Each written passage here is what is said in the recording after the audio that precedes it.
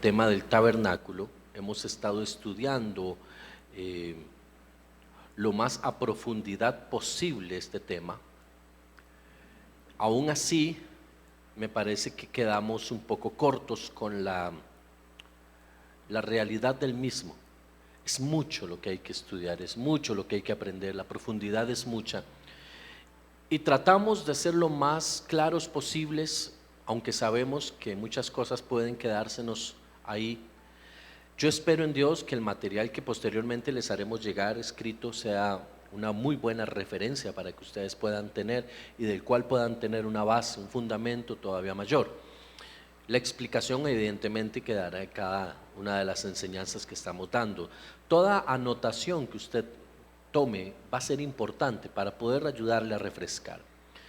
También toda pregunta que usted tenga, cualquier consulta, yo le voy a agradecer que usted lo haga para que podamos ir no solo avanzando, sino trayendo claridad, ¿sí? Este tema del el tabernáculo tiene muchísimas aristas, tiene muchísimas cosas con las que debemos tener cuidado, aun cuando entendemos que hay mucho simbolismo. No podemos quedarnos solamente en la parte física, literal, porque entonces estaríamos hablando de que es una edificación que quedó en el pasado, cuando esto en sí mismo es una sombra profética de Jesucristo, el Mesías, y debemos entenderlo así. Por consiguiente, al tener una sombra profética, debemos también entender que esto para nosotros tiene un gran y amplio significado. Ahí es donde se diversifica, ahí es donde se hace cada vez mayor, cada vez más grande, ¿verdad? Estas posibilidades. Donde sí tenemos que tener cuidado es qué tan interpretativa puede ser alguna opinión de algunas personas, ¿verdad? Porque tienden muchas de ellas a irse por un lado un poco más esotérico, quizás, por utilizar un término, a otros términos espirituales, irse a otras vertientes espirituales y no necesariamente bajo la luz del Espíritu Santo. Entonces, hemos hablado ya del atrio, hemos hablado de las cortinas propias del atrio, las columnas y demás. Hablamos del altar, del sacrificio, lo que esto conlleva, lo que esto significa para nosotros. Y hoy vamos a entrar en el segundo mueble del atrio. Hoy vamos a hablar del lavacro. El lavacro tal vez no tiene tantas cosas donde podamos ahondar, pero sí es sumamente importante la revelación que éste tiene. Éxodo 30, del 17 al 21, quiero leer para usted la traducción viviente. Es la que nos da el ordenamiento o la instrucción para la construcción del lavacro, y dice de esta forma: luego el Señor le dijo a Moisés: haz un lavamanos de bronce con una base también de bronce, ubícalo entre el tabernáculo y el altar y llénalo de agua. Allí Aarón y sus hijos se lavarán las manos y los pies. Tendrán que lavarse con agua cada vez que entren al tabernáculo para presentarse delante del Señor, y también cuando se acerquen al altar para quemar sus ofrendas especiales para el Señor. De lo contrario, morirán. Tendrán que lavarse las manos y los pies siempre, o morirán. Esta es una ley perpetua para Aarón y sus descendientes. Tendrán que obedecerla de generación en generación. Hay varias cosas importantes. Si nos quedamos solamente en el texto, vamos a encontrar algunas cosas que son sumamente llamativas. Aquí se le llama lavamanos. Es un lavacro, o digamos en un término un poco más religioso, un lavacro, ¿sí? No es una fuente. Para nada esto es una fuente. Algunas personas le llaman la fuente. ¿Por qué no es una fuente? Bueno, porque la fuente tiene una particularidad. La fuente genera agua, tiene agua en movimiento, ¿verdad? No es un agua estancada, no es un agua almacenada solamente. Entonces, esto no brota agua, esto se rellena de agua, ¿sí? Esto es importante que lo tengamos en cuenta. El agua está ahí, pero no está brotando, no está conectado a una naciente, no está conectado a un sistema que haga que el agua esté brotando. No, está solamente puesto, es un contenedor de agua, ¿ok? En la imagen que usted puede ver ahí, se ven algunos utensilios, unos tazones que quizás posiblemente puedan haber usado para que los sacerdotes lavaran sus pies, sus manos. Algunos dicen que el lavacro tenía una gran paila, por decirlo así, o un tazón grande, un contenedor grande en la parte superior y otro más pequeño en la parte inferior para los pies. Bueno, no hay nada específico en la palabra sobre eso, Es simplemente parte de una suposición que es válida dentro de todo este contexto. Pero hay cosas que son sumamente importantes y que tenemos que tomar en cuenta. Número uno, este lavacro estaba diseñado y dirigido únicamente para los sacerdotes. Nadie más podía hacer uso de lo que este lavacro contenía. Es decir, el agua no era para el pueblo, el agua era para los sacerdotes. La utilidad de este lavacro era solamente para el sacerdocio. Esto quiere decir que las personas, como vimos cuando hablamos sobre el altar, se presentaban delante del altar, ¿verdad? Pasaban por la puerta del atrio, se presentaban delante del altar, ofrecían su sacrificio y salían.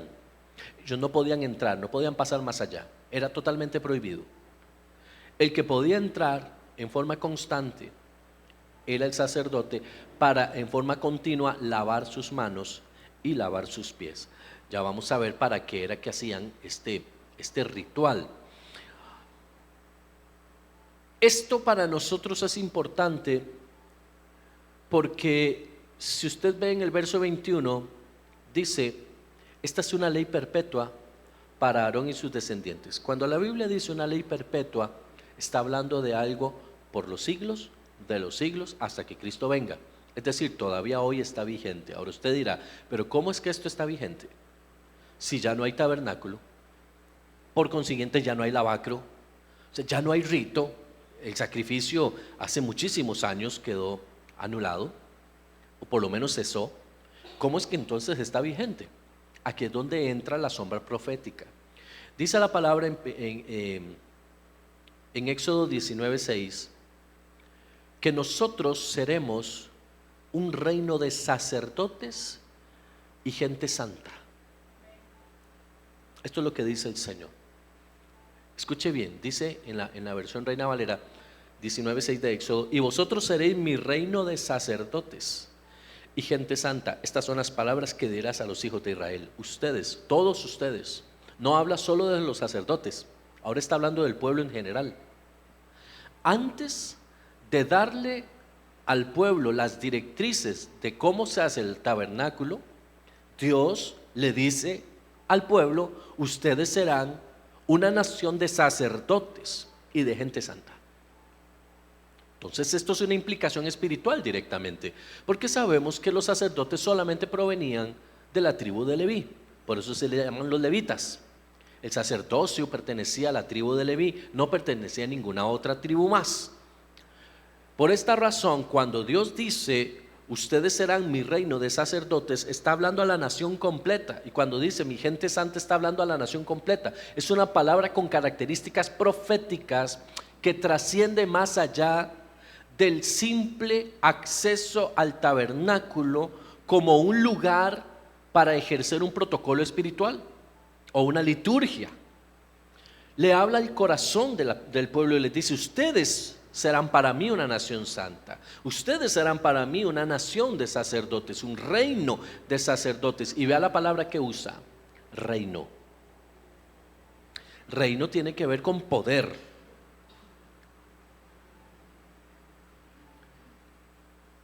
Vemos que años después, siglos después, quien vuelve a hablarnos a nosotros del reino es Jesús. Dios habla aquí de que Israel se convertirá en un reino de sacerdotes, y Jesús nos habla del reino de los cielos. Nos vuelve a incrustar en esta revelación. Quiere decir que cuando Dios le dice a Moisés que tendrán que lavarse las manos y los pies siempre o morirán, y que este es un estatuto perpetuo para los hijos de Aarón, para Aarón y sus descendientes, y que tendrán que obedecerla de generación en generación. Estatuto perpetuo es algo que trasciende el tiempo. Usted y yo hoy hemos sido traídos como parte de esta nación santa, como parte de esta generación santa de Dios. Por tal razón, lavarse las manos y lavarse los pies para nosotros es un estatuto perpetuo. Pero usted dirá: ¿y entonces dónde está el lavabo aquí, o el lavatorio, o el lavacro? ¿Qué es? ¿Que cada vez que venimos al culto hay que venir a hacer la procesión esta de lavarse? No estamos hablando de eso. Y ahorita vamos a entender de qué se trata.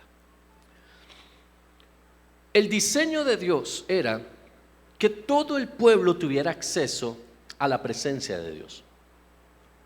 Pero por la rebelión del pueblo, solamente la tribu de Leví, que se mantuvo separada del resto, le hablo del becerro de oro. Recuerda cuando Moisés está en lo alto del monte, recibe las tablas, los diseños del tabernáculo y demás. Cuando él desciende, encuentra que el pueblo está desenfrenado en unas lujurias y en una adoración idólatra, pero solamente la tribu de Leví se mantiene separada. Es por esa razón que ya la nación no es tomada para el sacerdocio, solo la tribu de Leví. Y le queda circunscrito a ellos, les queda específicamente diseñado a ellos o delegado a ellos el poder tener acceso a las labores del santuario. Esto se da por la rebelión. Ahora entiéndame esto: una persona que se llame sacerdote es una persona que tiene acceso a Dios. Cuando Dios en el 19:6 dice: me serán una nación, un reino de sacerdotes, está hablando de que todos nosotros tendremos acceso a Dios. ¿No es eso acaso lo que Cristo vino a hacer por nosotros en la cruz del Calvario? Volver o devolvernos la oportunidad de tener acceso a Dios. Eso fue precisamente lo que el Señor hizo. Ahora escuche lo que dice Primera de Pedro 2:9. Dice: mas vosotros sois linaje escogido, real sacerdocio, nación, pueblo adquirido. ¿Qué somos entonces? Linaje escogido, real sacerdocio, nación santa y pueblo adquirido por Dios. Qué interesante esto. En Primera de Pedro nos devuelve al Éxodo, donde Dios nos dice a nosotros: ustedes son real sacerdocio y gente santa. Nos repite las mismas palabras de Éxodo, porque nos afirma y nos reafirma que nosotros hoy somos ese sacerdocio espiritual que una vez estuvo ministrando en el tabernáculo, que ya no tiene acceso a un tabernáculo hecho por mano de hombres, sino que ahora es portador de la gloria. Ahora nosotros portamos la gloria. No vamos a un lugar a buscar la gloria, nosotros la portamos. Usted y yo no venimos a la iglesia a portar la gloria, a buscar la gloria, a llenarnos de la gloria. Nosotros traemos la gloria a este lugar. Y vea que le voy a decir esto que es importante. Usted va a venir a la casa del Señor portando lo que usted traiga.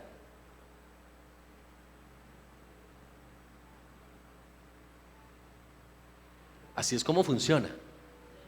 La iglesia, la atmósfera se va a llenar de lo que nosotros traigamos.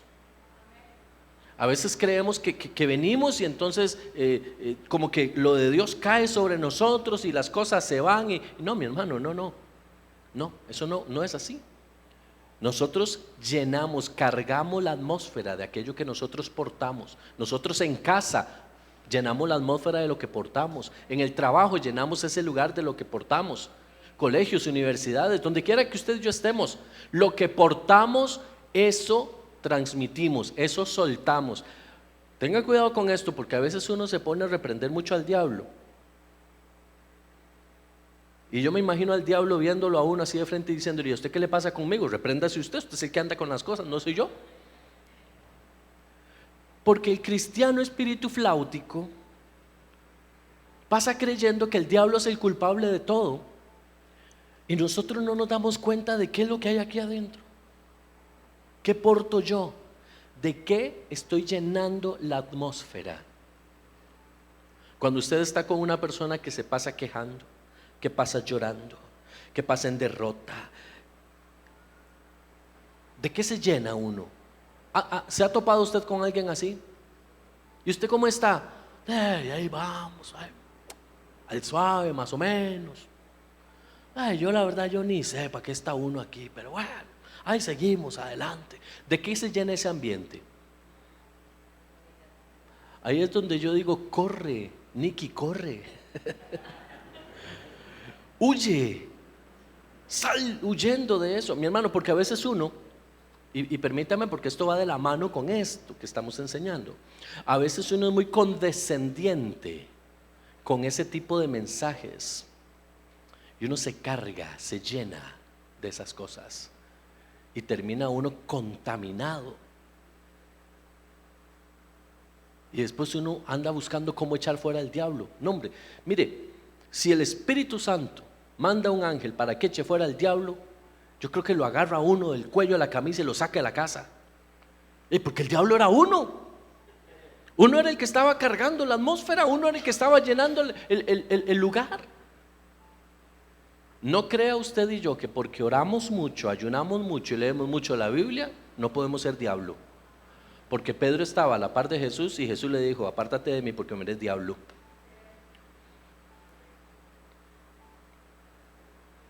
Ahora, ¿cómo dejamos de ser diablo? Pregúnteme, ¿cómo dejo de ser diablo? Dígalo, ¿qué es que? Aquí ninguno se vuelve diablo de vez en cuando. Solo yo, Señor, perdóname. No me tomes en cuenta este pecado. Pregúnteme, ¿cómo dejo de ser diablo? Quiero verlo. Pregúnteme. ¿Cómo dejo de ser liguista? ¿Cómo dejo de ser diablo? Dígame. ¿Cómo dejamos de ser diablos? ¿Quieres saber cómo dejamos de ser diablo? Sigamos adelante.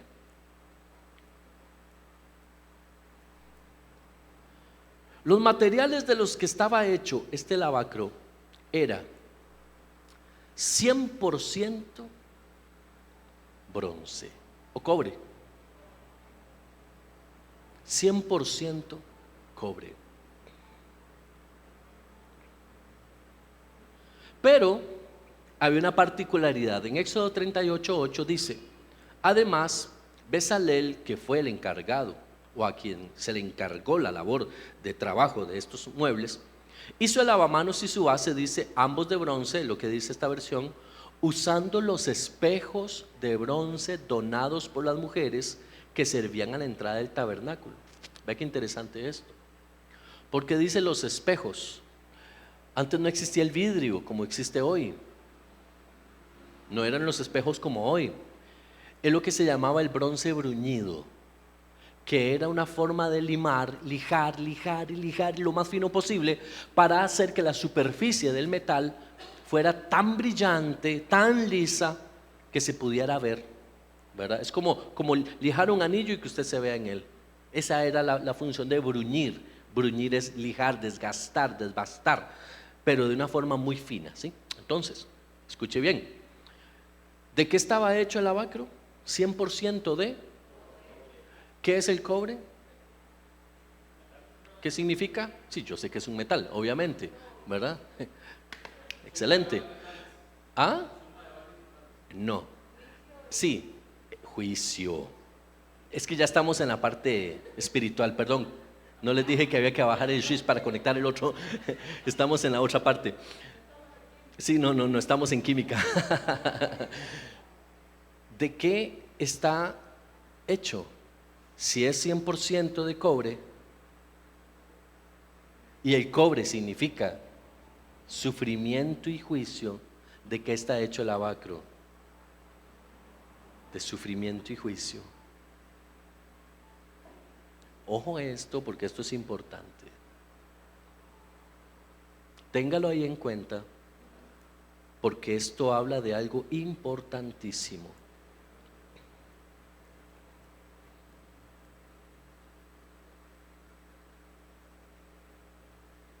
El mensaje de este metal era evidentemente juicio, pero al ser un metal tan pulido, nos da un mensaje espiritual, y es el escrutinio propio. ¿Qué es escrutinio propio? Es el análisis personal, introspectivo, yo analizándome yo, no yo analizando al otro, ni alguien analizándome a mí, yo me analizo yo mismo. Es decir, escuche bien, este material, bronce, o como dice la traducción, cobre, como lo entendemos nosotros, no solamente era una construcción quizás como la del altar, que eran las tablas forradas de ese material, iban a llevar fuego, calor, someterse a una intensidad muy alta de fuego. No necesitaba ser un metal pulido para nada, se iba de toda forma a desgastar. Pero este lavacro tiene una instrucción, y es que sea de bronce o cobre, bruñido o pulido como si fuera un espejo.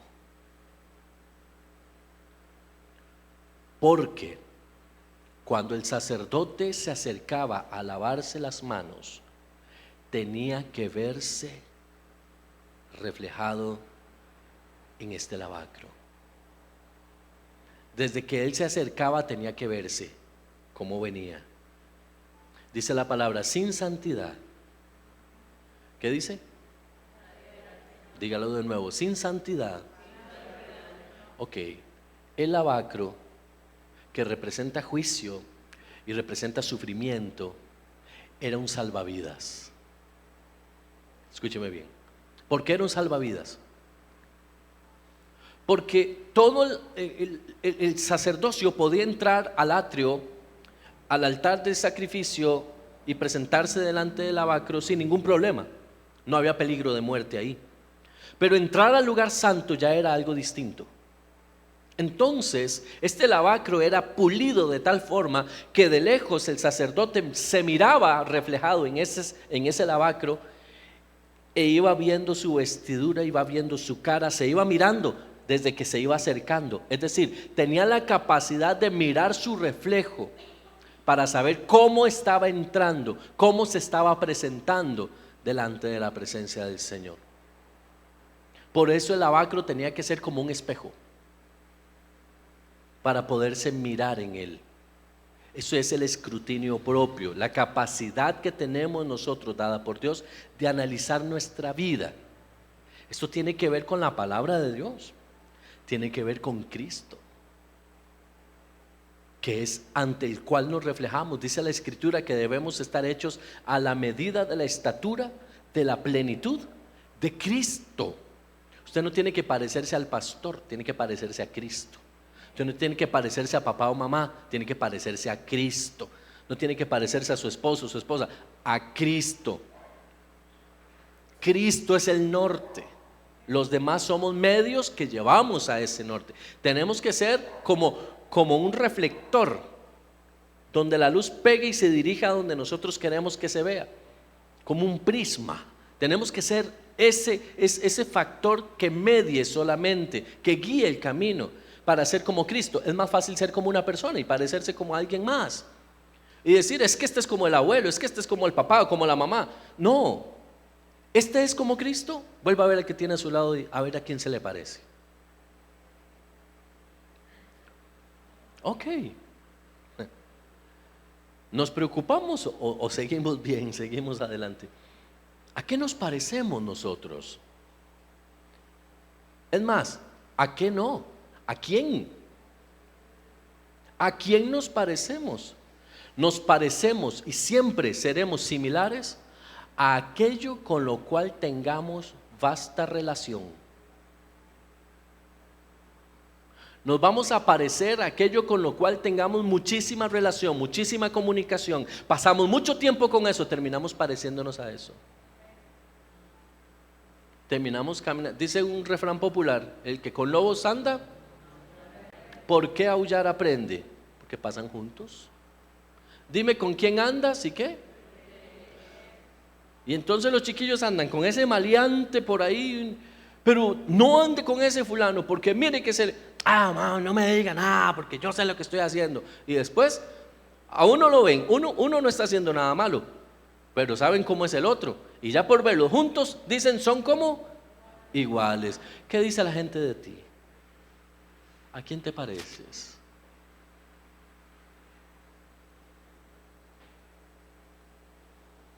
Hay un canto que dice, cerca de ti yo quiero estar. Bórrelo y diga, cerca de ti yo estoy. Como dijo el profeta Elías, vive Jehová en cuya presencia estoy. Porque es muy fácil desear estar, pero no estar. Es que yo quiero estar cerca. ¿Y qué falta para llegar? No. Y ahí es donde defendemos el proceso, que es una farsa. El proceso en el cristiano se vuelve una farsa cuando no hay un cambio genuino, cuando lo que hacemos es posponer el cambio. Eso es una farsa, es una gran mentira. Es un ¿cómo se llama? Es como un anestésico del alma que uno mismo se toma. Ah, no, es que yo estoy en el proceso, es que yo voy poquito a poco. No, no. No hay que decir voy poquito a poco. Sea honesto y diga, no me da la gana, no quiero. Tenemos que aprender a ser honestos. A veces nos escandalizamos con estas cosas, pero es que hay que ser claros. O sea, el que no quiere cambiar, no quiere cambiar y punto. Y le va a echar la culpa al mundo entero. Es que el mundo, Señor, donde estoy, y si quiere lo mando para Marte. Ahí en Marte nadie lo molesta.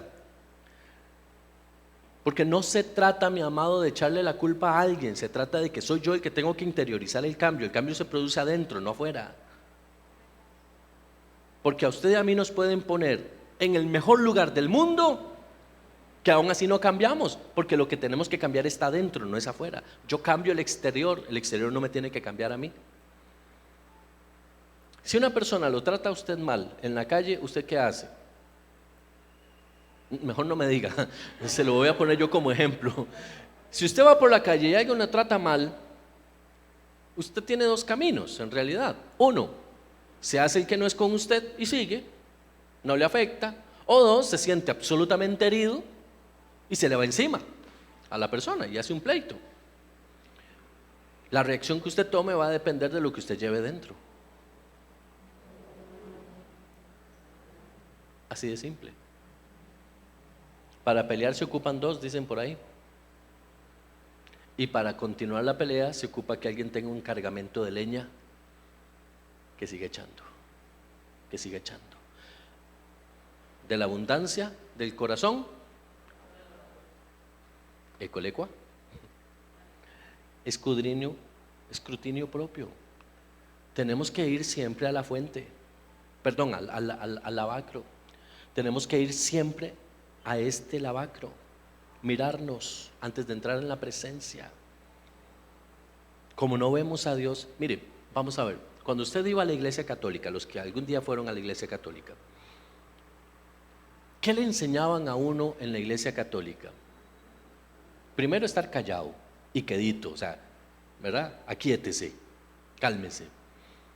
Pero le enseñaban a uno que había un lugar donde no se podía entrar. ¿Cuál era el lugar? Usted puede andar por toda la iglesia, pero hay un lugar donde usted no puede subir, o donde usted no puede accesar. ¿Es donde está el qué? ¿Ah? No, porque puede que el padre no esté. El sacerdote puede, el Santísimo.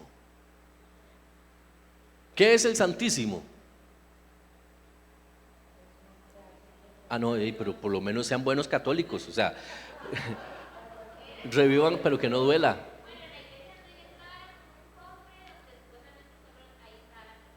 Un cofrecito, ¿qué contenía ese cofrecito? Usted sí comió de eso, ¿verdad? La hostia estaba ahí guardada. A eso se le llama el Santísimo. ¿Qué hace la gente cuando pasa frente al Santísimo? Esté o no esté el sacerdote ahí, se persigna, ¿cierto? ¿Ah? Y se inclinan, claro, como una forma, una reverencia, una forma de respeto. ¿Por qué? Porque ahí está el Santísimo. Nadie puede tocar eso. Es más, los monaguillos no pueden tocarlo porque sí. Bueno, se supone que los monaguillos no deberían tocarlo, ¿verdad? Es que algunos perdieron el temor de Dios. No recibieron ese curso en el catecismo. Entonces, esto solamente el sacerdote y la persona encargada podía tener acceso para el cambio de la hostia y demás, que usted sabe que la religión habla del cuerpo de Cristo y todo. Ok, ¿qué le quiero dar a entender con esto? Nadie podía entrar a ese lugar porque se le da un alto grado de, ¿cómo se llama esto? Es muy sagrado. Es un lugar muy sagrado. Y no cualquiera puede entrar, no cualquiera puede accesar ahí. A veces nosotros venimos a la iglesia y le voy a ser muy honesto, a veces dan ganas de hacerse un santísimo y ponerlo ahí para ver si la gente como que levanta el temor de Dios. ¿Ha notado usted? Y no caigamos, por favor, no me entienda mal, no estoy hablando mal de la religión ni mucho menos. Estoy diciendo algunas y señalando algunas cosas importantes que nosotros perdimos cuando perdimos el respeto por la representación de. El problema de la iglesia evangélica del mundo entero es que perdió el respeto por el Dios que cree o que dice creer, porque no lo ve y porque no ve nada parecido. Usted entra en una iglesia católica y usted ve un crucifijo, una cruz y un crucificado, ¿cierto? Entonces, ¿qué hacen ellos? Te muestran una imagen de algo y te dicen, cuidado que lo están viendo. Y uno, calladito, tranquilito, ¿verdad? Hay un borracho no hace bulla, en la iglesia evangélica sí. Ahí usted no ve un chiquito correr, no me entienda mal, no estoy hablando de nada, solo estoy poniendo el ejemplo. Hay un niño, usted no lo ve correr en la iglesia católica. En la iglesia evangélica sí. La misa empieza a la hora que empieza. ¿A qué hora llega la gente? A la hora de la misa. ¿A qué hora llega la gente al culto evangélico? ¿Me estoy dando a entender? Salimos de la iglesia tradicional y ahora somos libres. ¿Libres de qué? ¿Qué fue lo que, de qué somos libres? Si decimos que tenemos la verdad, no es necesario tener una cruz con un crucificado ahí.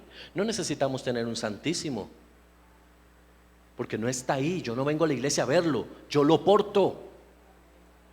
Yo lo porto. Tiene que estar aquí. Entonces, cuando yo llego a este lugar, llegó una parte del cuerpo de Cristo. Ay, hermano, y a veces uno dice, ¿este Transformer de qué es? Porque son cada pieza que se conecte, que uno dice, y cuando esto se junte, ¿qué forma va a dar? No tengo idea. Todo esto se lo estoy dando, mi amado, para que usted medite.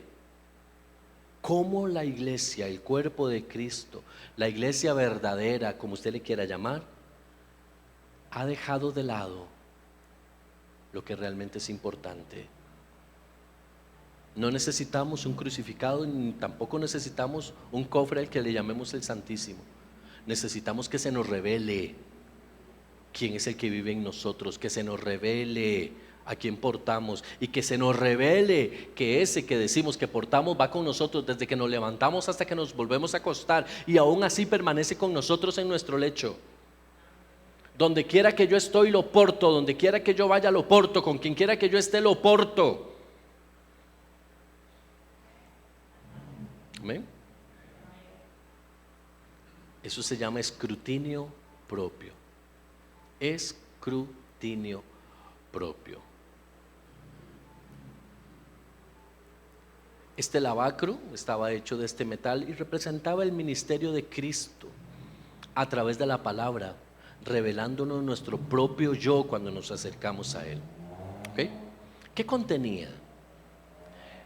El lavacro en sí mismo evidentemente no podía limpiar, era solamente un mueble, era un artefacto que estaba ahí, pero contenía algo, y ese algo era agua. Ahora, espiritualmente esta agua no podía limpiar a los sacerdotes, pero físicamente sí podía limpiarlos. Ellos venían con las manos manchadas de sangre, con los pies posiblemente manchados de sangre, polvorientos. Ellos venían quizás con sus ropas un poco manchadas. Estamos hablando, amados, de sacrificios sobre sacrificios sobre sacrificios, salpicaduras de sangre y demás. Pero así no podían entrar al lugar santo. Para que el sacerdote pudiera entrar al lugar santo, tenía un código de vestimenta y tenía un tiempo y tenía una forma para poder entrar a la presencia. Ya estamos hablando de que ahí adentro estaba la presencia de Dios. No es que afuera no estuviera, es que afuera había un rito diferente. Por eso el sacerdote tenía que, cuando llegaba, mirarse en ese lavacro y verse y decir, uy, tengo esta mancha aquí, me devuelvo. No es que me la juego y me meto, me devuelvo, me cambio y regreso. Qué importante esta herramienta. El lavacro nos habla de vida, nos habla de Cristo, que es en quien nosotros nos tenemos que reflejar. Nos habla de la palabra de Dios. Hay vida y hay poder para revelarnos. ¿Cómo estamos? ¿Cuál es nuestro lavacro? La palabra de Dios. La palabra del Señor es nuestro lavacro. Cada uno de nosotros debe mirarse como un espejo, como a cara descubierta en esta palabra. No omitir cuando dice esto y esto y esto. Me duele, mejor esto no lo leo porque me lastima, no me siento cómodo. Hay gente que pasa manipulando el lavacro. Por eso usted ve que cada tanto aparece una nueva versión de la Biblia en donde le han quitado algo, le han suprimido algo.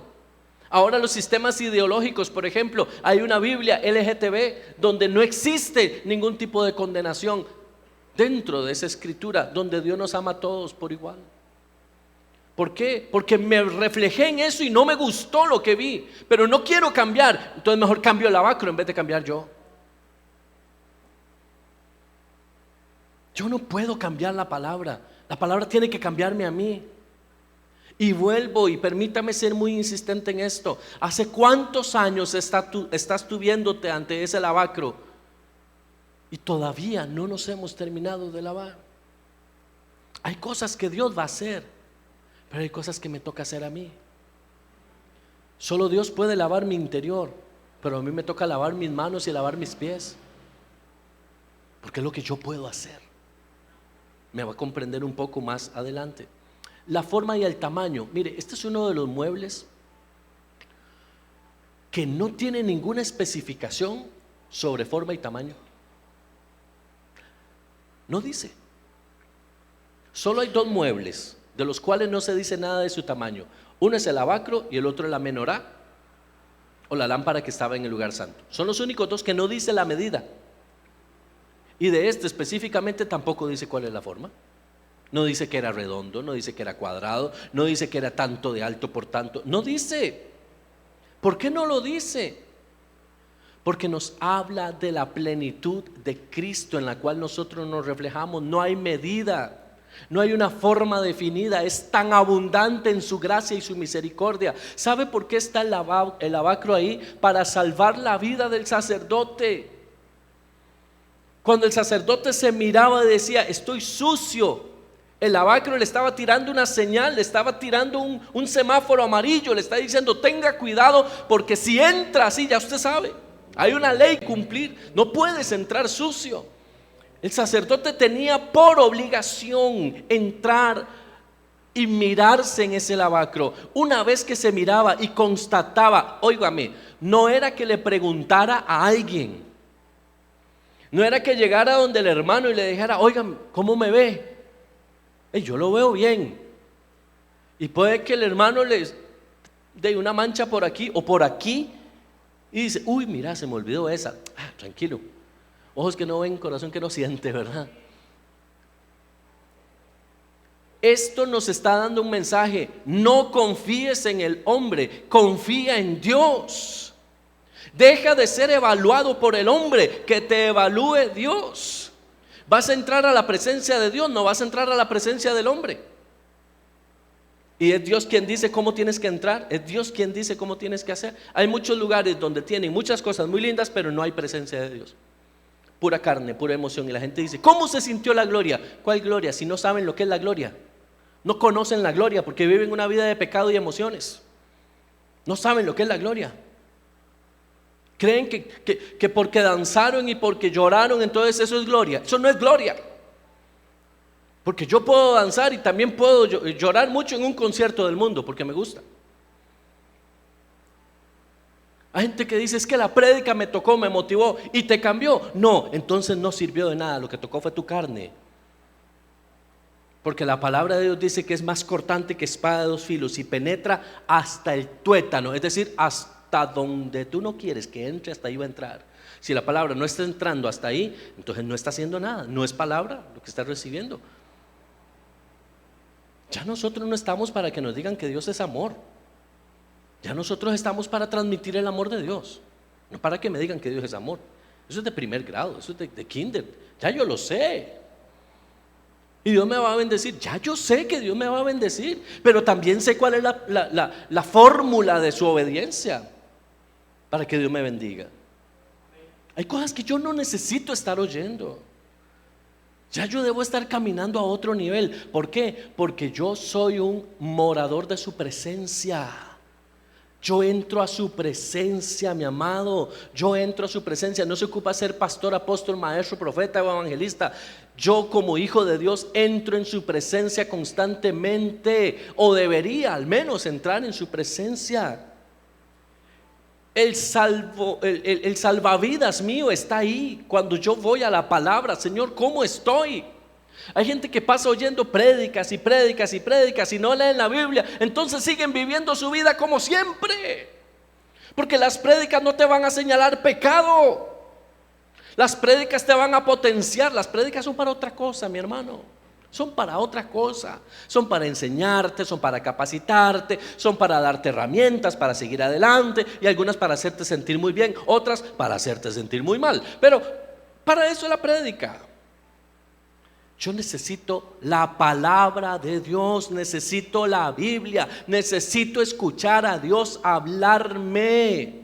Yo no necesito que venga un profeta a decirme que Dios me va a bendecir y yo sentir ahí, oh, Dios me va a bendecir, qué lindo. No digo que no sea bueno, no digo que esté mal, digo que yo no puedo depender de eso, porque la palabra entera me pasa diciendo a mí que Dios me va a bendecir, pero yo no me la creo hasta que me le diga el profeta tal. Y si el profeta tal no me la dice, entonces yo me voy todo apachurrado para la casa. Pero ¿qué nos pasa? Dejamos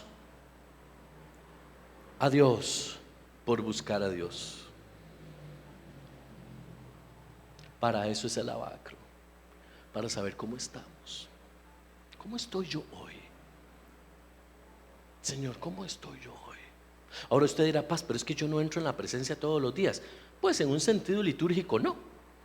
Digamos que lo más parecido, entre comillas, a entrar a la presencia es cuando uno viene al culto, ¿verdad? Que uno viene y que hay un ambiente, etcétera. Es, digamos, lo más parecido. Pero no dice la palabra que nosotros somos templo del Espíritu Santo. Y dice, y el Espíritu Santo mora,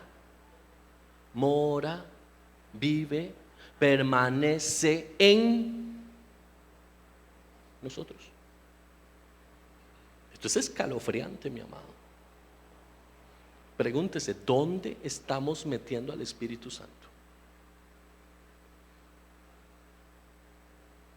Hágase una pregunta todavía más fuerte. ¿Está el Espíritu Santo? ¿O qué es lo que usted ha estado sintiendo en estos días? ¿Qué es lo que se mueve en usted en estos días? ¿El Espíritu Santo o las obras de la carne? Vaya a Gálatas. No le tenga miedo a Gálatas. Es un excelente manual de carácter. Váyase a Gálatas. Dice por ahí, manifiestas son las obras de la carne: ira, maledicencia, todo con P de pecado. ¿Ya se hizo usted el test de obras de la carne? Vaya y hágase el test de obras de la carne. Y después viene para ver dónde estamos, porque a veces somos de veras muy espíritu flauticos y andamos diciendo, no hombre, es que la gloria de Dios, aleluya, sobre mí. Y el Espíritu Santo, yo no puedo entrar a ese cuerpo. Está lleno de cochambre, está lleno de cosas ahí guardadas. Yo no puedo entrar ahí. Sí, pero Señor, yo voy a la iglesia, Señor, y yo echo fuera demonios, Señor. ¿Y cómo es eso? ¿Recuerde usted? Señor, en tu nombre hicimos grandes cosas. Y el Señor dice, sí, ustedes usaban mi nombre como la franquicia, pero yo a ustedes no los conozco.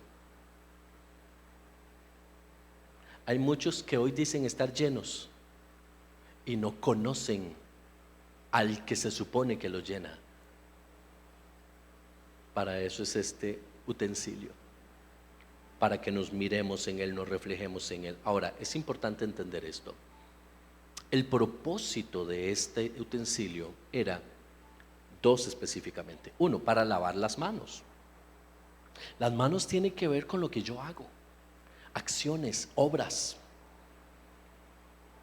El sacerdote, después de hacer lo que hacía en su liturgia, se dirigía no a su casa, iba al lavacro y se lavaba ahí, se miraba y todo estaba bien y continuaba. Esto nos habla a nosotros de servicio, pero no el servicio que yo quiero dar, el servicio que Dios me pide que yo dé. Esto es algo que tiene que renacer en el cuerpo de Cristo. Yo no le sirvo a Dios lo que yo quiero, yo le sirvo a Dios lo que Él quiere que yo le dé.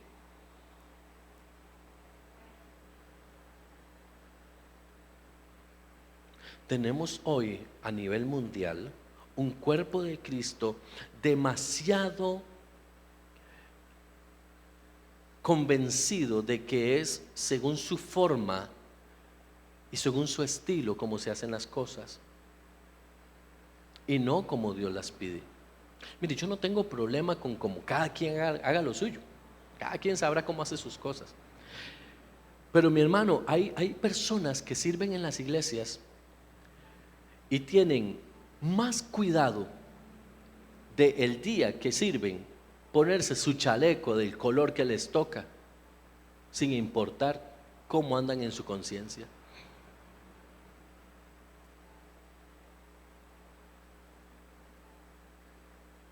Es que la corbata tiene que estar bien puesta, es que el saco tiene que estar bien lindo y combinando con todo, es que el pantalón ni una arruga, mi hermano. A veces nos preocupamos más por lo que otros pueden ver que por lo que Dios está viendo. La gente ha despertado el temor del hombre y a eso le llaman el temor de Dios, porque su Dios es el hombre. La gente le tiene más miedo al pastor que a Dios. Pero hay mucha gente que no conoce a Dios y dicen, es que yo obedezco primero a Dios que a los hombres. Mentira. Muchas veces son los más profanos, porque no saben lo que están diciendo, porque viven en rebelión, viven en ira. Las pasiones de la carne están desatadas sobre ellos. Y dicen, es que yo prefiero obedecer a Dios antes que a los hombres. Soberbia brotando por todas partes. ¿Me doy a entender? Tenga mucho cuidado con lo habla. Tengamos cuidado como hablamos, mi hermano. Porque a veces queremos fingir una espiritualidad muy alta. No se trata de fingir, se trata de nos estamos reflejando en Cristo. ¿Cómo le servimos a Cristo? Yo tengo un refrán, si le va a dar algo a Dios, déselo bien. No estoy hablando de plata, estoy hablando de lo que usted hace. Déselo bien. ¿Qué pasa si a usted en su trabajo le hacen, yo no sé si algunos aquí lo hacen, yo sé que donde Juanca y otras empresas sí, análisis de rendimiento? No sé cómo se llaman ahora, evaluaciones o no sé, ¿verdad? Tienen un nombre. Cada cierto tiempo hacen una evaluación de rendimiento. Y si usted suma unas cuantas ahí de que no están al día, ¿qué pasa? ¿De qué corre el riesgo? ¿De que le den un aumento? No, ¿verdad? ¿De que le corten de su empleo? Entonces, ¿qué hace la gente? Se esfuerza, se sobreesfuerza para dar el rendimiento que pide la empresa. ¿Cómo sé yo qué pide la empresa de mí y cómo voy a ser evaluado de mi empresa? Bueno, porque la empresa me da a mí constantemente los parámetros de evaluación. Si yo no le pido a alguien, si soy dueño de una empresa y yo no le pido a alguien nada, como para poder medirlo, no puedo reclamarle nada, porque no hay un parámetro, no existe una forma, ¿o sí? No sé, creo que no. Cuentas claras, chocolate espeso, dicen por ahí. Es decir, yo necesito que la gente sepa qué quiero yo de ellos para que ellos me puedan responder a mí. Y ahí puedo yo evaluar y decir, no, me estás quedando mal o estás haciendo sobretrabajo y necesito ayudarte, lo que sea que ocurra.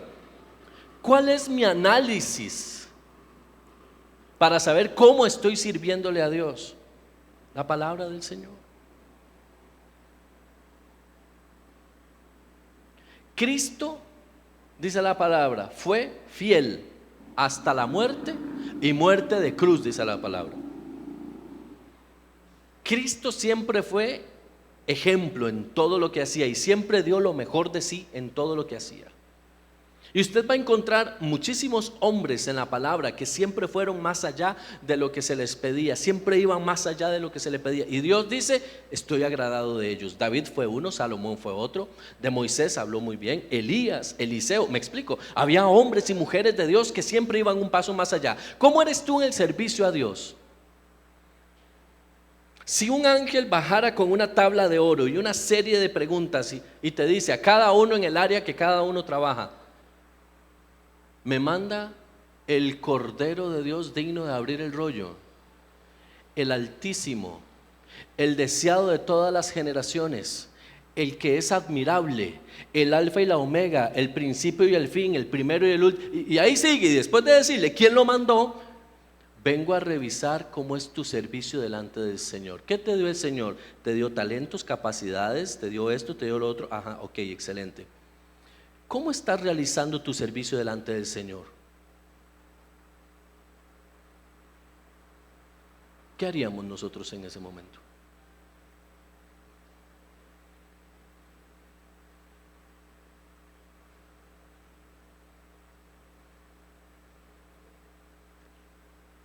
Y si tu medida es correcta,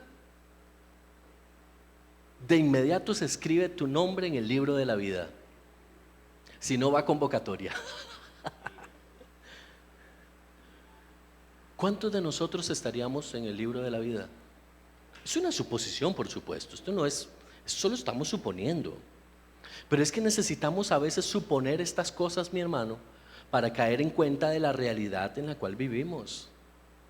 Para Dios son quejas, para Dios es no hay tiempo, para Dios es lo que tengo te doy. No, ¿cómo que lo que tengo te doy? Así no funciona con Dios. Dice que Dios le dio a uno 5 talentos, a otro le dio 2, a otro le dio 1, cada uno según su capacidad. Dios a usted no le ha dado nada que usted no tenga capacidad de hacer. Lo que usted está haciendo con eso es problema suyo, no es problema de Dios, no es culpa de Dios.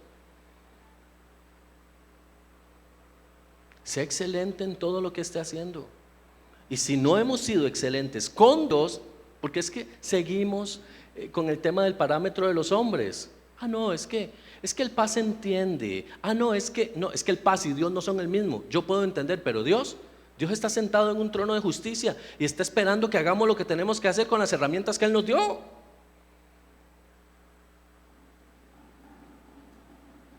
¿Qué pasa si usted todos los días llega a su trabajo, se sienta detrás del escritorio y comienza a hacer que trabaja, pero como que no trabaja?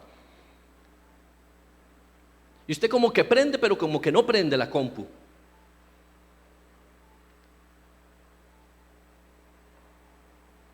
Y después llegan y le dicen, estás despedido. ¿Por qué? Si yo siempre vengo, mire, sí, pero viene tarde, se va temprano, no da reportes, no da la talla, esto y lo otro. Pero qué cochinada de trabajo. Hay muchos que hoy se están quejando de Dios porque creen que Dios es injusto, cuando somos nosotros los que no hemos dado la talla para el reino de los cielos.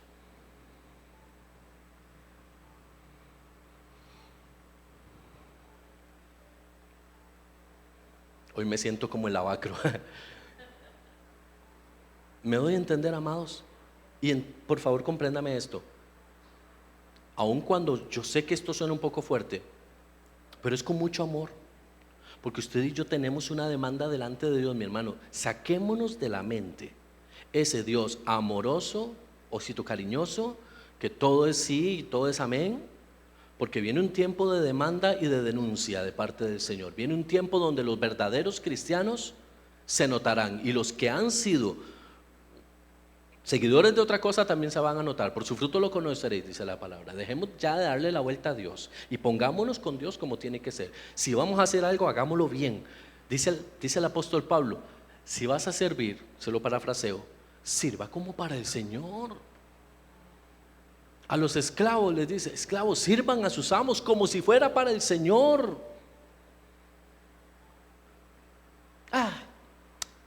Últimamente es para el paz. No es para el paz. No es para el paz.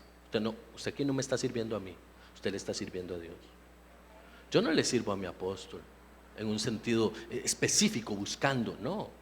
Yo le sirvo a Dios. Todo lo que yo hago, cada vez que mi esposa y yo tenemos una interacción, como si fuera para Dios. Como si fuera, vivamos una vida como si fuera para Dios, mi hermano, como si fuera para Dios. Los términos de excelencia crecerían impresionantemente si todo lo que hiciéramos fuera como si fuera para Dios. Las manos nos hablan del sentido físico del tacto, evidentemente, pero también hablan del alma, el canal de los afectos, con lo que el hombre puede sentir, tocar a otros, accesar a otros. La mano del espíritu del hombre es el canal por el cual se puede entrar mediante la adoración a la presencia. ¿Cómo está ese canal? ¿Cómo estamos accesando? ¿Cómo están nuestras emociones hoy? ¿Alteradas? ¿Apaciguadas? ¿Equilibradas? ¿Cómo están? ¿Cómo estamos hoy?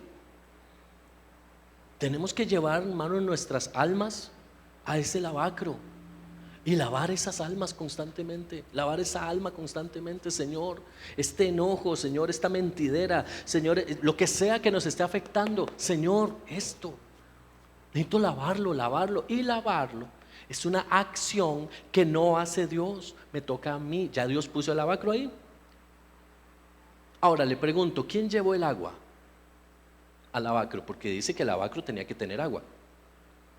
Si en el altar había fuego, y habíamos visto que el primero que puso fuego ahí fue Aarón, y después el fuego de Dios vino sobre el fuego de Aarón y consumió, ¿quién puso el agua en el lavacro?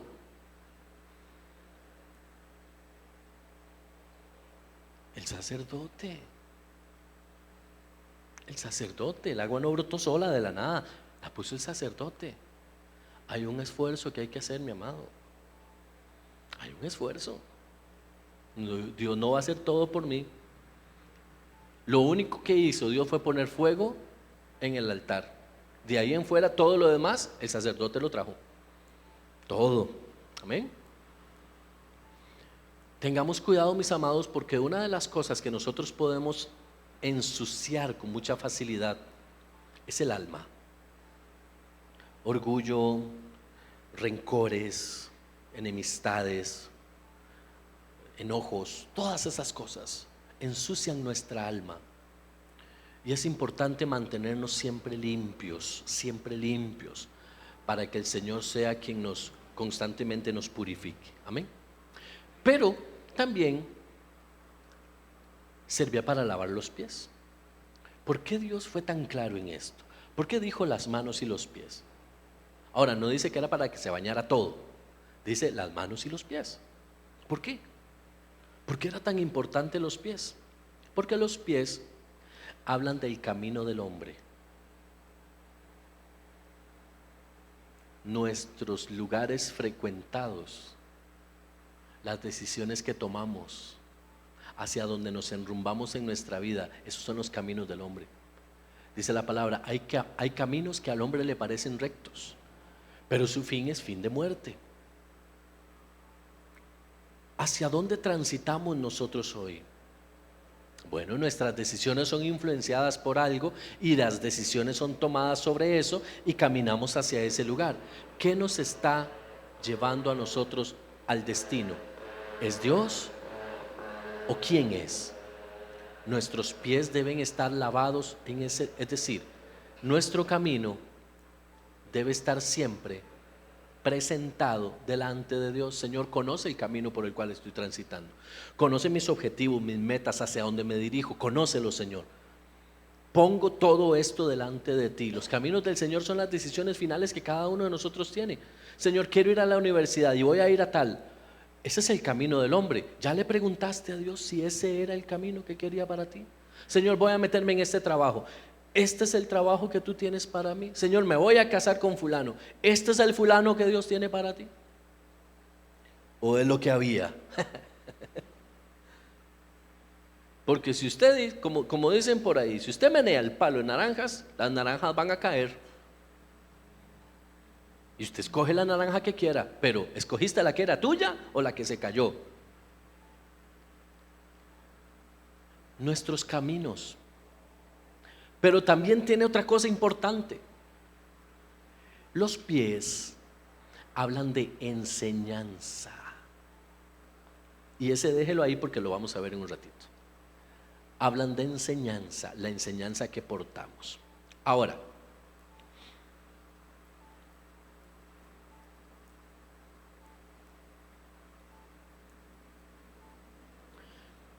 cuando Dios le dice a Moisés que hay que lavar los pies, hay algo sumamente importante, es que Dios es específico. Y es que los pies del sacerdote, siempre que estaba en las labores del sacerdocio, debían estar descalzos. Diga conmigo, descalzos. ¿Por qué descalzos? El calzado tiene una figura profética y tiene que ver precisamente con la enseñanza, lo que le estoy mencionando ahorita. Cuando Dios se encuentra con Moisés en el desierto a través de la zarza ardiendo y demás, la primera interacción de Dios con Moisés es: quítate el calzado de tus pies, porque el lugar que estás pisando es santo, ¿verdad? ¿Por qué le dice Dios a Moisés: quítate el calzado? ¿Qué es? Que le ensuciaba el polvo que había ahí en el desierto. Es como la mamá, ¿verdad? Que le dice: se me quitan los zapatos porque si no. No era así, no funcionaba de esa forma. Porque Moisés venía saturado de enseñanzas y maestrías viejas. Recuerde que Moisés fue enseñado en Egipto. Y lo que Dios le está diciendo, y esto cuesta mucho, mi hermano, si hay una de las cosas que más difíciles para el cristiano moderno es esta. Lo que Dios le está diciendo a Moisés es: Moisés, le voy a revelar cosas que usted no sabe, pero necesito que reciba lo que le voy a dar y no me lo compare con lo viejo que usted sabe.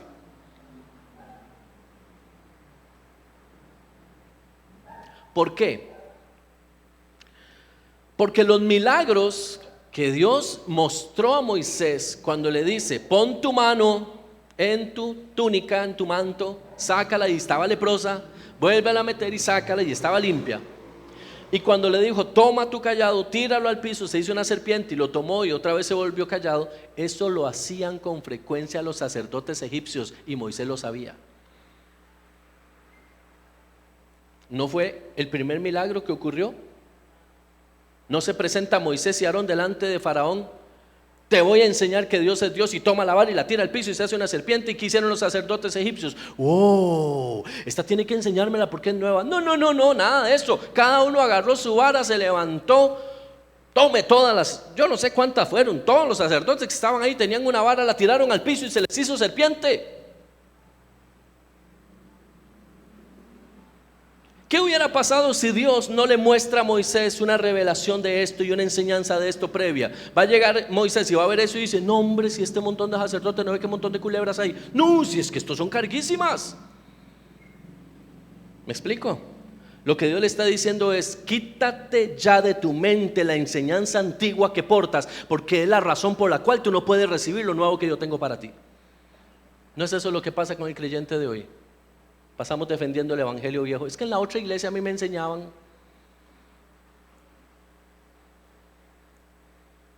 Es que a mí me enseñaban distinto, pastora, como usted me enseña. Entonces no recibimos, comparamos,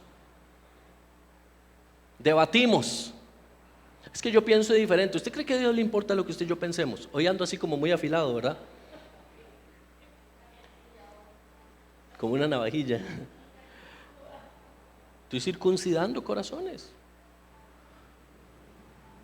Amados, a veces creemos que Dios se va a tirar en cruz porque nosotros no recibimos lo que Él tiene para nosotros. A Dios no le importa, perdón que sea tan claro. Si Jafet Soto dijo eso, los jugadores de Saprissa, sí saben de qué estoy hablando. A Dios no le importa mi vida, perdóneme que se lo diga, a Dios no le importa. Dios no está en el trono esperando que nosotros digamos sí, Señor, amén, porque si no, entonces, no me voy No, mi amado, eso no va a pasar. Dios está diciendo: te giré instrucciones y te tracé la senda. El que camina por esa viene a mí, y el que no, simplemente no viene, sea quien sea. Aquí no hay méritos humanos, aquí no es que usted las madrugadas las pasaba, aquí no existe eso. En Dios no existen los méritos humanos, existe la obediencia y el corazón. Y es lo que Dios evalúa, no la pantomima que usted y yo podamos hacer delante de su presencia. ¿Sabía usted que yo puedo fingir ser muy ungido por Dios y agarrar a más de uno y comenzar a ministrar? Le pongo la mano en la cabeza y lo tiro para atrás, y más de uno me va a hacer caso y se va a caer, pero no va a sentir nada, pero por miedo no va a decir nada tampoco. Y yo puedo oírme detrás: tome, y usted sentir ahí la fuerza, y entonces que le digo: Satanás, se suelta. No, ¿cuál se suelta? Lo que le estoy diciendo es: cáete. ¿Me explico? ¿O a nadie le ha pasado eso? A mí sí me pasó más de una vez que me agarraban la frente, mi hermano, y yo dije, ¿pero qué es el problema con mi frente? Es una frente normal, tranquilo. Mi hermano, querían pasarme la carrera para atrás. Pero usted se caía y ya lo dejaban quedito, porque ya la gloria, y yo ahí tirado en el piso. 1, 2, 3, 4, ya como a 5, 6, ya usted se levantaba y no importaba que usted se levantara, es más, usted caía y se levantaba de una vez y no había problema, porque lo importante era que usted se cayera, porque creen que porque usted se cayó recibió la gloria. No, mi hermano, ¿qué va? Y no le estoy descubriendo el agua tibia. Usted ya es un cristiano maduro para entender que si a usted lo toca el Espíritu, lo toca, y si no, no lo toca. Pies descalzos, quítese las enseñanzas viejas. Ay, es que a mí hace 30 años yo tenía un pastor tan lindo y me enseñó tan diferente el abacro, que entonces yo mejor me voy a quedar con lo que él le dijo. Quédese con lo que usted quiera. Todo malo, todo enojado. Quédese con lo que usted quiera. Mi amado, despojándonos de lo viejo, caminamos hacia lo nuevo en Cristo. Yo no puedo seguir abrazando escuelas viejas. Por eso hay gente que no crece, por eso hay gente que vive pegada espiritualmente en ciertos trámites de su vida, en ciertos espacios, en ciertas cosas. Avance. Lo profético es avance. No, es que yo en lo profético yo no creo, pero la Biblia está llena de lo profético. No, pero es que a mí me enseñaron que lo profético no, porque es manipulación. Y ya está, mi hermano, ya se pegan. Es que yo no creo en eso de hablar en lenguas. Ya está. Es que yo no creo en el diezmo. Ya está. ¿Me explico? Y entonces venimos a la iglesia así como con un cuaderno y un lápiz. A ver, ¿qué me van a enseñar hoy? Ok. Está bien, gracias. Y me voy para la casa y empiezo a revisar si lo que me enseñaron es parecido a lo que me enseñaron antes. Déjeme decirle una cosa. Si usted está comparando la enseñanza de hoy con la enseñanza vieja, ¿qué está haciendo aquí? Mejor quédese con la gente vieja. ¿Me doy a entender? Quédese con lo viejo. No tiene sentido, mi amado, que hagamos eso. Usted va a la universidad, es que nosotros somos tan románticos con Dios. Usted va a la universidad y usted está recibiendo un curso X, no sé, un curso como de qué, Juanca, póngame un curso así, que uno diga ese curso. Análisis de datos, aleluya, análisis de datos. ¿Y eso qué es? Bueno, eso, análisis de datos. Y resulta que viene Juanca, voy a poner el ejemplo, ¿verdad? Con todo permiso. Viene Juanca y entra a un nuevo curso de análisis de datos. Al nuevo curso porque lo mandaron a que refresque. ¿Qué significa que refresque conocimiento, Juanca? Cuando a uno lo mandan a una capacitación de algo que ya vio años después, le llaman refrescamiento para proyectar a futuro, pero eso tiene una connotación con algo que tal vez yo no he visto o de la forma que no lo he visto. Es decir, me está proyectando hacia dejar un poco lo que está para modernizarme. Va por ahí, ¿cierto? Ok, resulta que Juanca recibió análisis de datos hace 30 años, digamos, y lo recibió bien recibido, pero sí bien recibido. Y entonces Juanca es de esas personas que les gusta la polémica, y entonces lo mandan, el jefe le dice, vas a ir a un curso nuevo de análisis de datos. Se va al análisis de datos, está sentado y está un profesor ahí dándole análisis de datos, y Juanca está, ¿los ha visto usted esos que creen que saben más que el profe? Y empiezan a hacer así, como que les brinca el ojo, les da un tic, una cosa.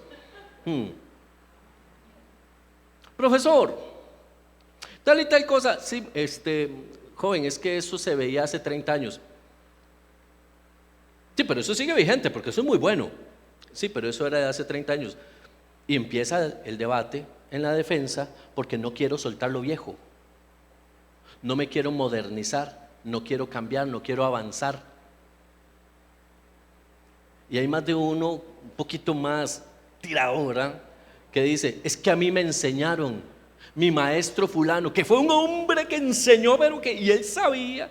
Y es una defensa. Entonces, a mí me tocó estar en algún momento en una situación así, donde el profesor se levantó y le pidió al estudiante: tenga la bondad de levantarse, tomar sus cuadernos e irse a buscar a su profesor de antes para que sea él quien le enseñe, porque usted no tiene la mente abierta para recibir lo que yo le estoy dando.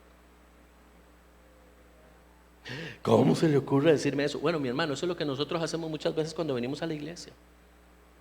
Nos rehusamos a recibir la revelación de la palabra, aun cuando es la Biblia la que me la está diciendo, porque tengo enseñanzas viejas.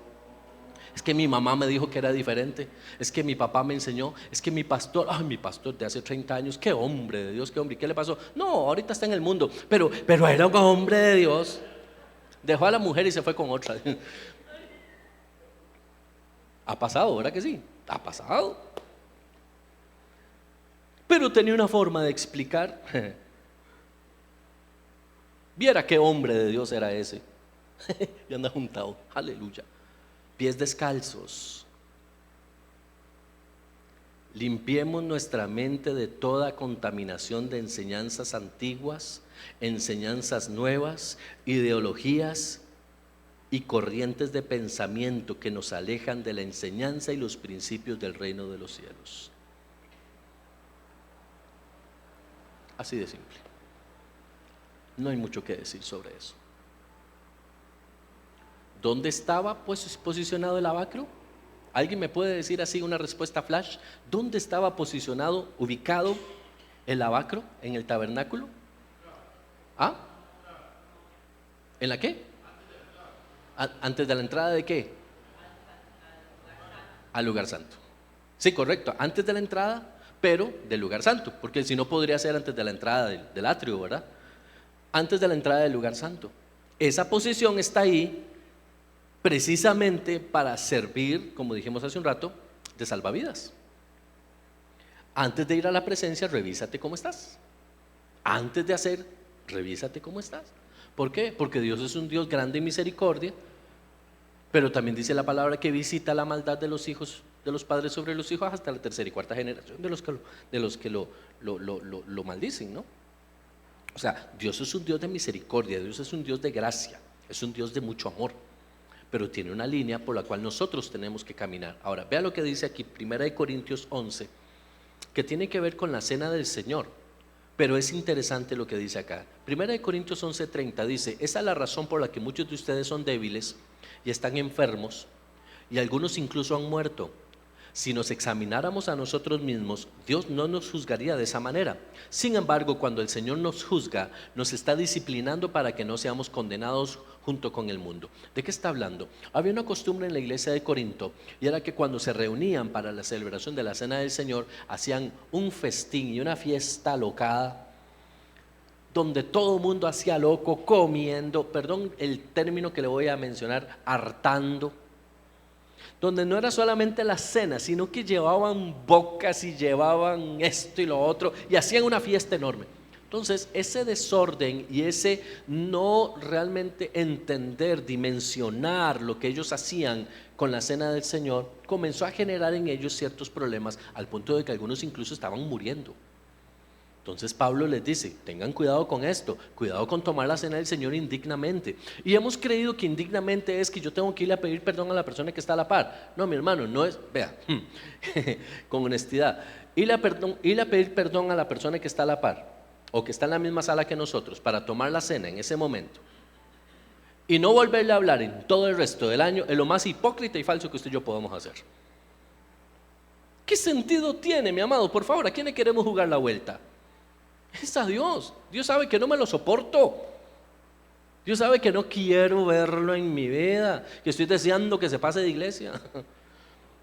Dios sabe mi corazón, mi hermano. Hoy estoy hablándole muy claro. Es que necesito que usted comprenda esto y lo dimensione.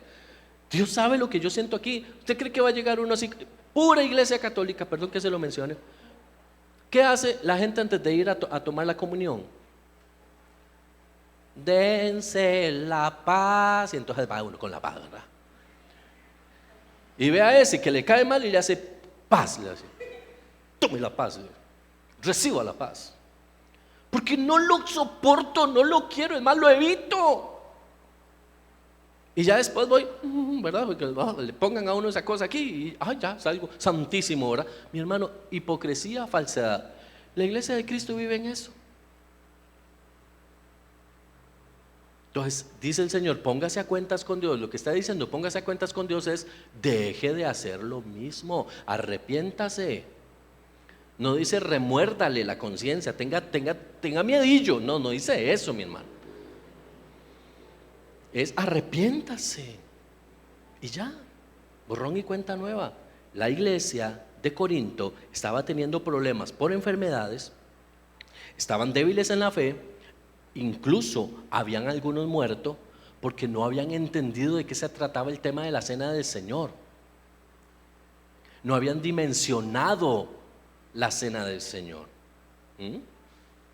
¿Qué tiene que ver esto con el lavacro? Bueno, precisamente lo que tiene que ver es que nosotros tenemos que entender que necesitamos ser más y más como es Cristo. Dice la palabra que Cristo en el aposento alto, en medio de esa cena final, recuerde que estaba celebrando Pesaj, toma un tazón, lo llena de agua y comienza a lavar los pies de cada uno. Yo quiero hacerle a usted una pregunta de acuerdo a lo que ya usted aprendió. ¿Qué estaba diciéndoles el Señor proféticamente a ellos?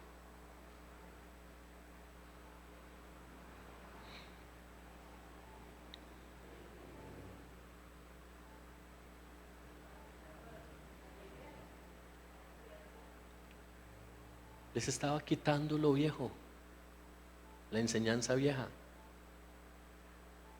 ¿No eran ellos los encargados de traer el evangelio del reino? No podían con lo viejo. ¿Qué fue lo que hizo Pedro después? No empezó a enseñar judaísmo de nuevo. No tuvo que ir el apóstol Pablo y decirle: ¿qué estás haciendo? Jesús no te enseñó eso a vos. Y entonces Pedro, como siempre, aventado, todo envalentonado, le dice: Señor, no puedo permitir que tú me laves los pies. Y le dije: Jesús, quédate quedito, sentadito y calladito, más bonito. Déjame hacer lo que yo sé que tengo que hacer. Ah, bueno, entonces si lo va a hacer, entonces báñame todo. Y le dice: Señor, el que está limpio no necesita lavarse sino solo los pies. ¿Qué es lo que le está diciendo?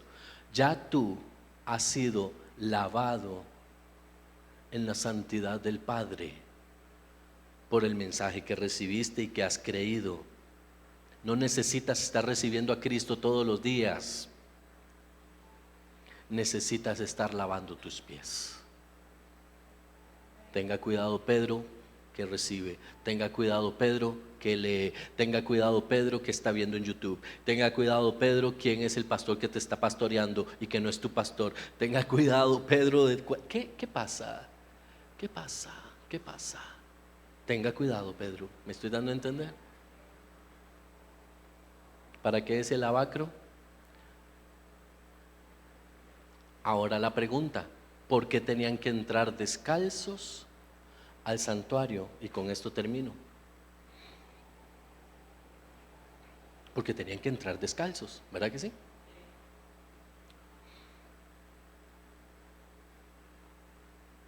A ver, ¿quién tiene esa respuesta? ¿Quién quiere ganarse un chocolito que el maestro Giovanni les dará en algún momento de su vida? ¿Por qué tenían que entrar descalzos?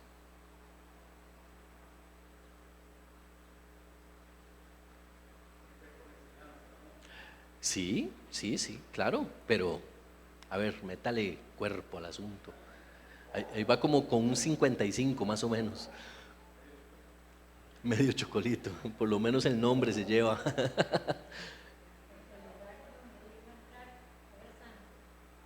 Sí, el lugar donde iba a entrar era santo, ¿ok? Vivi. Perdón, casi no te escucho. ¿Para recibir? Ok, ok. Todo esto está bien y forma un todo. Ellos tenían que entrar descalzos por una razón. Lo que van a ver y experimentar ahí adentro no lo pueden entender, no lo podrán comprender.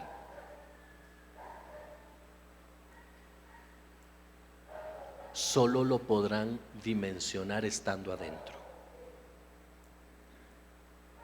Cuando el sacerdote abría la cortina o la puerta que ¿cómo se llamaba la puerta del santuario propiamente? La verdad. Cuando él abría la puerta de la verdad y entraba, ¿qué se veía? Era un ambiente muy distinto al que estaba afuera, donde había sangre, gritos, animales siendo degollados, gente, humo por todas partes. Era un ambiente muy distinto. Cuando él abría esa puerta y entraba, lo que estaba afuera quedaba afuera. Estaba en otra dimensión, estaba en otro lugar. Estaba en el lugar Hakodesh, en el lugar santo, donde había una iluminaria que representaba el Espíritu de Dios, y habían otras cosas ahí. Él no podía entrar con una doctrina falsa, él no podía entrar con un criterio personal preconcebido, él no podía entrar a querer evaluar a Dios, él no podía entrar, me doy a entender, él no podía entrar al lugar santo con ideas preconcebidas. Él tenía que entrar a recibir, no a entender, no a interpretar. Tenía que entrar a ministrar. Y entraba en silencio. Nunca hablaba. Entraba en silencio. Dice la palabra: calle delante de él toda la tierra. A veces hablamos mucho en nuestras reuniones y no lo dejamos a él hablar. A veces hablamos mucho en nuestras oraciones y no lo dejamos a él hablar. Cuando entras al lugar santo, la santidad de ese lugar te sobrecoge y no puedes decir nada, no puedes hacer nada excepto mirar al piso, porque hay una santidad tan grande que llena el ambiente, una gloria de Dios tan grande. Ya no se oye el grito de las víctimas, ya no se oye a la gente haciendo el trasiego de la rendición, ya no se escucha a los sacerdotes, ya no se oye nada. Cuando la cortina se cierra detrás tuyo, estás delante del Altísimo.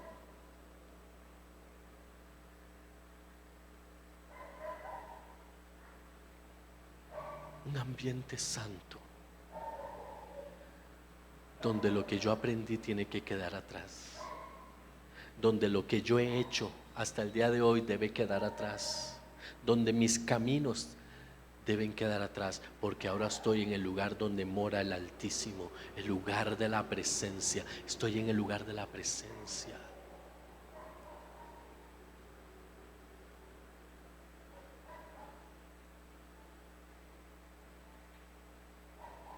De hoy en 8 vamos a hablar de la construcción del santuario. Ya estamos entrando, ya casi terminamos. La construcción del santuario. ¿De qué estaba hecho? ¿Por qué? Es totalmente diferente a lo que había afuera. Totalmente distinto lo que había adentro que lo que había afuera. De hoy en 8, si Dios lo permite, vamos a estudiar el santuario. Padre amado, que tu palabra cale profundo en nuestro corazón, que podamos salir de aquí con revelación de lo alto, entendiendo, Señor, que las cosas son como tú quieres, porque tú quieres, no como yo deseo que sean. Que esta enseñanza de hoy, Señor, sea una enseñanza de barbas en remojo, no sea una enseñanza de crítica, ni sea una enseñanza de señalamientos, ni que nuestras emociones se vayan a lastimar. Es una enseñanza más bien, Señor, para dejar atrás el pasado, lo viejo, para enrumbarnos a lo que tú tienes para nosotros, lo nuevo en Dios, Señor. Que esta enseñanza del Abacro hoy nos revele y nos muestre quién es el que debe transformar nuestra vida y qué decisión debo tomar yo para esa transformación. Que pueda ser siempre reflejada mi vida delante de la palabra, delante de Cristo. a través del sufrimiento y la pasión de Jesucristo en la cruz, la justicia de Dios que fue sobre Él, yo pueda ver reflejado en Él mi pecado y ser limpio a través del agua, ser limpio a través de la palabra en Jesús. Amén y amén.